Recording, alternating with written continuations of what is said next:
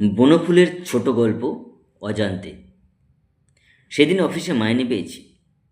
বাড়ি ফেরবার পথে ভাবলাম ওর জন্য একটা বডিস কিনে নিয়ে যাই। বেচারি অনেকদিন থেকেই বলছে। এ দোকান সে দোকান খুঁজে জামা কিনতে প্রায় সন্ধে হয়ে গেল। জামাটি কিনে বেরিয়ে আসছি, বৃষ্টিও আরম্ভ হলো। কি করি, দাঁড়াতে হলো। বৃষ্টিটা একটু ধরতে জামাটি বগলে করে ছাতাটি মাথায় দিয়ে যাচ্ছি। বড় রাস্তাটুকু বেশ এলাম, তারপরে গলি, তাও অন্ধকার। গলিতে ঢুকে অন্যমনস্ক হয়ে ভাবতে ভাবতে যাচ্ছি, অনেকদিন পরে আজ নতুন জামা পরে তার মনে কি আনন্দই না হবে আজ আমি। এমন সময় হঠাৎ একটা লোক ঘাড়ে এসে পড়ল। সেও পড়ে গেল, আমিও পড়ে গেলাম। জামাটা কাদায় মাখামাখি হয়ে গেল।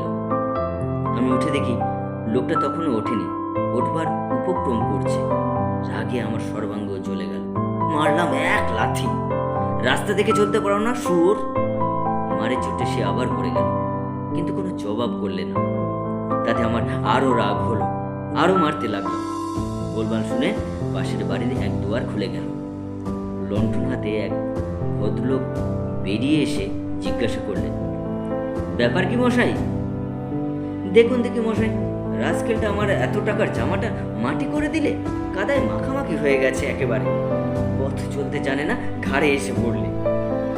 কেউ ও থাক মশাই, মাফ করুন, ওকে আর মারবেন না।